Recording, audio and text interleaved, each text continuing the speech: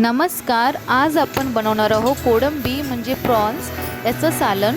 त्यासाठी मी इथे कोळंबी घेतलेली आहे आणि इथे एक टमाटर, एक कांदा, अद्रकचा तुकडा, 8-10 लसणाच्या पाकळ्या, ओलं नारळाचे तुकडे आणि कोथिंबीर।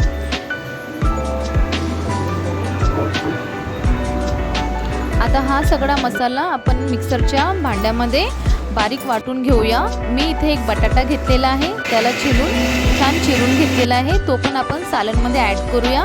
त्याने पण कोळंबीची टेस्ट खूप छान वाटते, ग्रेव्ही पण छान गाढी होती। मी इथे कढाई घेतलेली आहे, कढाईमध्ये थोडं तेल ॲड करूया, त्याच्यामध्ये थोडी हळद घालूया आणि थोडे मीठ सुद्धा ॲड करूया। आता आपली कोळंबी याच्यामध्ये ॲड करूया।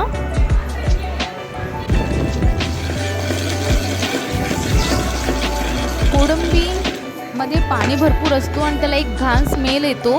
जर आपण कोळंबी याच्यामध्ये कढईमध्ये मीठ आणि हळद घालून थोडं पाणी सुटेपर्यंत त्याला छान फ्राय केली तर त्याचा वास निघून जातो आणि टेस्टला पण खूप छान अशी लागते ती। नाहीतर आपण तसंच ठेवलं तर त्याचा पाण्याचा जो असतो तो स्मेल येतो आपल्याला। हे बघा, पाणी सगळं निघून जात आहे कोळंबीमधलं। आपण ते पूर्ण त्याचं पाणी जे आहे कोळंबीच्या आतमध्ये ते सगळं निघून जाऊया। सुकायला जशी कोळंबी होती तशी सुकलेली आहे, छान बघा फ्राय झालेली आहे। त्याच्यामध्ये मी 1 पळी तेल परत टाकलेलं आहे आणि कांदा लसूण मसाला ॲड केलेला आहे 2 चम्मच। त्याला पण आपण छान तेलामध्ये असं शिजू देऊया, मसाला लागायला नको। आणि जो मिक्सरमधून आपण मसाला बारीक केलेला तो आपण त्याच्यामध्ये टाकूया आणि त्या मिश्रणाला पण आपण छान मिक्स करून घेऊया।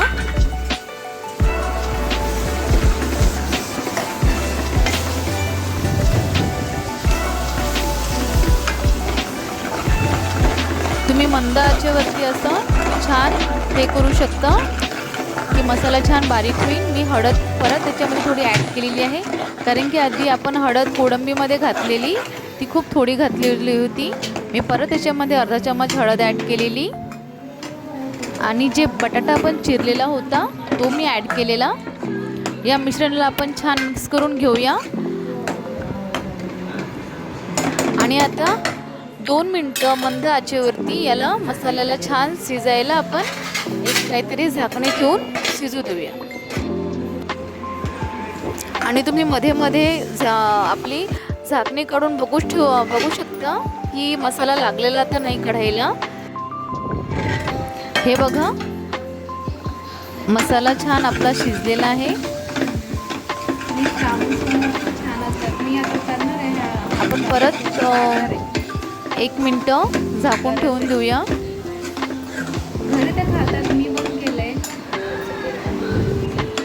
हे बघा, मसाला तर खूप छान शिजलेला आहे आपला।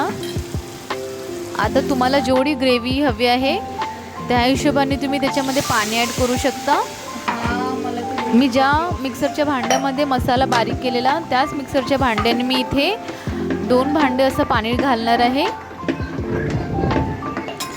तुम्हाला जेवढी ग्रेव्ही हवी आहे त्या हिशोबाने तुम्ही पाणी ॲड करू शकता।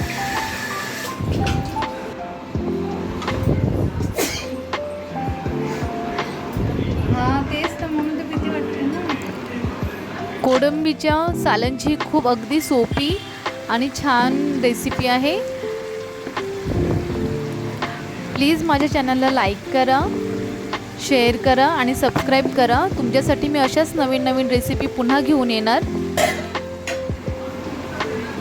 हे बघा, आपलं सालन रेडी आहे, वरून कोथिंबीर टाकून गार्निश करा। थँक्यू।